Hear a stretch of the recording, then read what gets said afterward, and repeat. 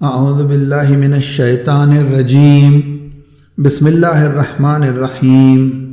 سورہ تکویر کی تفسیر جاری و ساری ہے۔ انشاءاللہ آج ہم آیات 15 سے 20 تک کی تلاوت، ترجمہ اور پھر تفسیر نمونہ سے اس کی تفسیر پیش کریں گے۔ اعوذ باللہ من الشیطان الرجیم بسم اللہ الرحمن الرحیم۔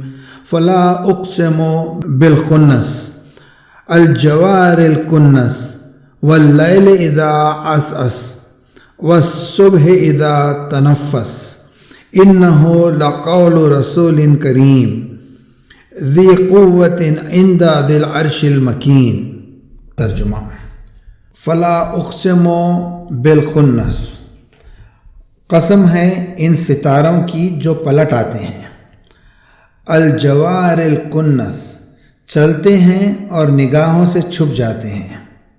واللیل اذا عسعس، اور قسم ہے رات کی جب کہ وہ پشت پھیر کر اور آخر کو پہنچ جائے۔ والصبح اذا تنفس، اور صبح کی جب وہ تنفس کرے۔ انہ لقول رسول کریم، کہ قرآن بعظمت بھیجے ہوئے کلام کا ہے، جبرائیل امین۔ ذی قوت عند ذی العرش المکین، جو صاحب قدرت ہے اور صاحب عرش خدا کے ہاں بلند مقام کا حامل ہے۔ اب ان آیات کی تفسیر۔ وحی الہی اس پر نازل ہوئی۔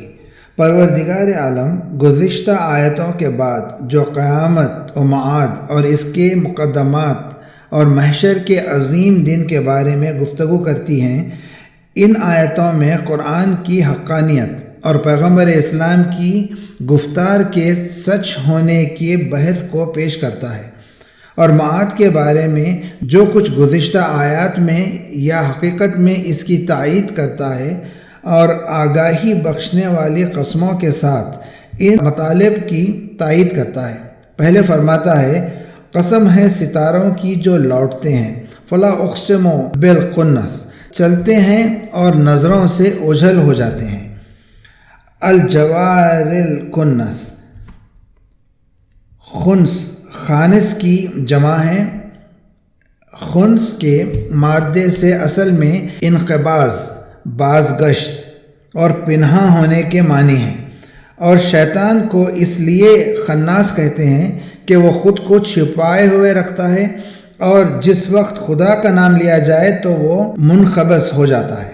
جیسا کہ حدیث میں آیا ہے، شیطان ہمیشہ خدا کے بندوں کو وسوسے میں ڈالتا ہے، لیکن جس وقت خدا کو یاد کریں تو پلٹ جاتا ہے۔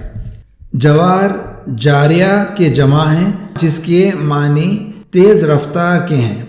کنس کانس کی جمع ہے۔ کنس بوزن شمس کے مادہ سے چھپ جانے کے معنی میں ہے، اور کناس پر پرندوں کے گھونسلوں، ہرنوں اور دوسرے وحشی جانوروں کے چھپنے کی جگہ کو کہتے ہیں۔ یہ کہ ان قسموں سے کیا مراد ہے، بہت سے مفسرین کا نظریہ یہ ہے کہ اس سے نظام شمسی کے 5 سیاروں کی طرف اشارہ ہے جو دوربین کے بغیر دیکھے جا سکتے ہیں: عطارد، زہرہ، مریخ، مشتری، زحل۔ اس کی وضاحت یہ ہے کہ اگر ہم پے در پے چند راتوں کو آسمان پر نگاہ رکھیں تو اس حقیقت کو سمجھنے میں کامیاب ہو جائیں گے کہ آسمان کے ستارے اجتماعی طور پر بتدریج طلوع ہوتے ہیں اور اکٹھے ہی غروب ہوتے ہیں، بغیر اس کے کہ ان کے فاصلوں میں کوئی تبدیلی رونما ہو۔ ایسا محسوس ہوتا ہے کہ ایسے مروادرین ہیں جو ایک سیاہ پارچے پر معین و مقدر فاصلوں پر ٹانکے گئے ہیں۔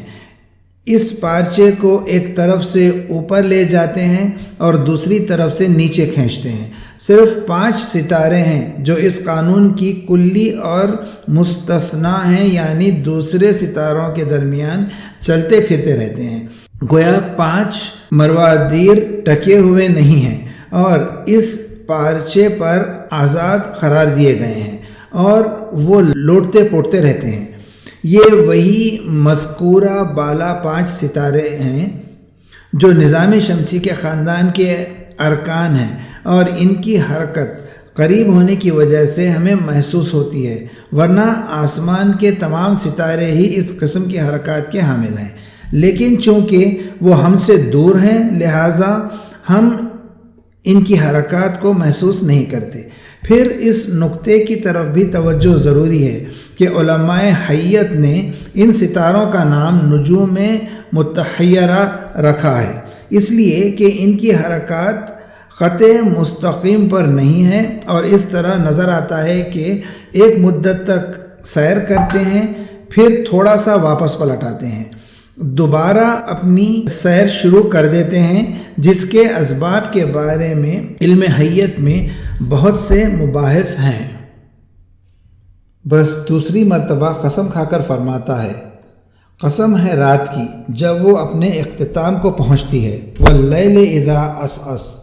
عسعسہ کے مادہ سے اصل میں دقیق اور ہلکی تاریکی کے معنی میں ہے، اور چونکہ رات کی ابتدا اور انتہا میں تاریکی زیادہ ہلکی ہوتی ہے، لہذا یہ معنی رات کے پشت پھیرنے کے لیے استعمال ہوتے ہیں، اور لفظ عسعس کا اطلاق رات کو گردش کرنے والے ملازمین پر بھی اسی مناسبت سے ہوتا ہے۔ جیسا کہ ہم نے کہا ہے، اگرچہ یہ لفظ مکمل طور پر 2 مختلف معانی رکھتا ہے، لیکن یہاں بعد میں آنے والی آیت کے قرینے کے پیش نظر جو صبح کی بات کرتی ہے، مراد رات کے اختتام ہی اور حقیقت میں اس قسم کے مشابہ ہے جو سورہ مدثر کی آیت 33 میں آئی ہے، واللیل اذا ادبر۔ اصولی طور پر رات، جیسا کہ ہم نے پہلے اشارہ کیا ہے، خدا کی عظیم نعمتوں میں سے ہے جو جسم اور روح کے آرام و سکون کا باعث بھی ہے، اور حرارت آفتاب کے اعتدال اور موجودات کی زندگی کے جاری رہنے کا سبب بھی ہے، لیکن اختتام شب پر انحصار ممکن ہے اس بنا پر ہو کہ وہ روشنی اور نور کی طرف رخ کیے ہوئے ہے، اور اس سے قطع نظر پروردگار سے مناجات اور عبادت کرنے کے لیے بہترین وقت ہے، اور عالم زندگانی کے آغاز و حرکت کا لمحہ ہے۔ آخر کار تیسری اور آخری قسم کی جانب رخ کرتے ہوئے فرماتا ہے، قسم ہے صبح کی جبکہ وہ سانس لے، والصبح اذا اتنفس۔ کیا ہی عمدہ اور جاذب توجہ و تعبیر ہے۔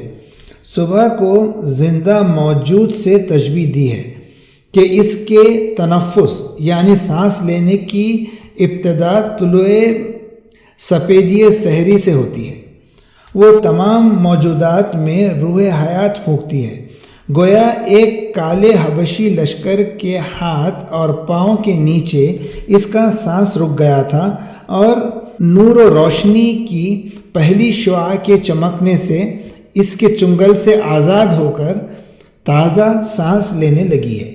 یہ تعبیر اس تعبیر کے مشابہ ہے جو سورہ مدثر میں رات کی قسم کے بعد آئی ہے، جس میں فرماتا ہے، والصبح اذا اسفر۔ قسم ہے صبح کی جب وہ اپنے چہرے سے نقاب ہٹائے۔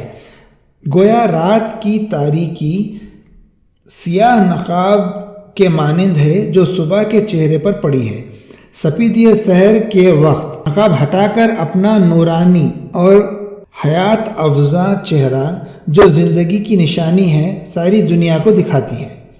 بعد والی آیت میں اس چیز کو جس کی خاطر یہ ساری قسمیں کھائی گئی ہیں پیش کرتے ہوئے فرماتا ہے، یقیناً یہ قرآن صاحب عزت اور عظیم بھیجے ہوئے کا کلام ہے، جبرائیل امین، جسے وہ خدا کی طرف سے اس کے پیغمبر کی طرف لایا ہے۔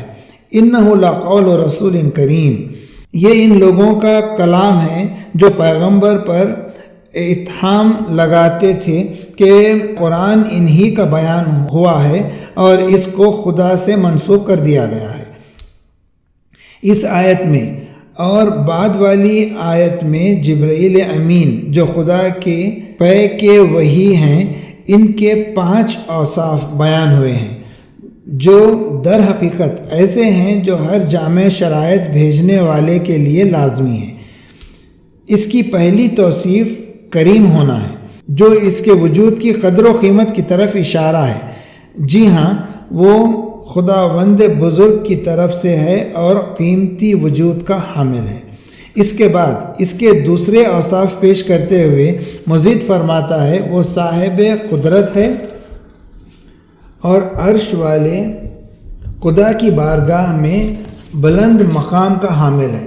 ذی قوت عند ذی العرش المکین، ذی العرش خدا کی پاک ذات کی طرف اشارہ ہے۔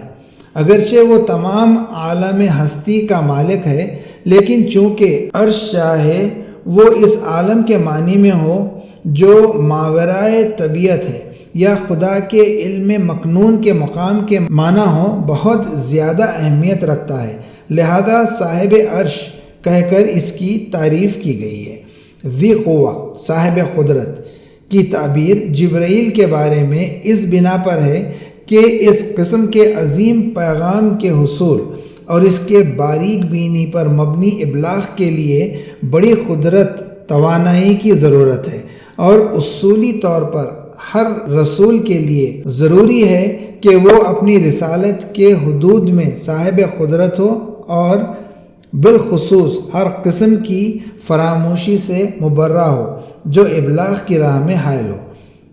مکین اس شخص کے معنوں میں ہے جو صاحب منزلت و مکانت ہو۔ بنیادی طور پر ضروری ہے کہ رسول کی شخصیت عظیم ہو تاکہ خدا کی رسالت اور نمائندگی کا فریضہ انجام دے سکے اور مقرب بارگاہ الہی ہو، اور یہ مسلم ہے کہ عندہ کی تعبیر حضوری مکانی کے معنوں میں نہیں ہے، وہ اس لیے کہ خدا کوئی مکان نہیں رکھتا، اس سے مراد حضور معنوی ہے۔ صدق اللہ العلی العظیم۔ انشاءاللہ باقی کل۔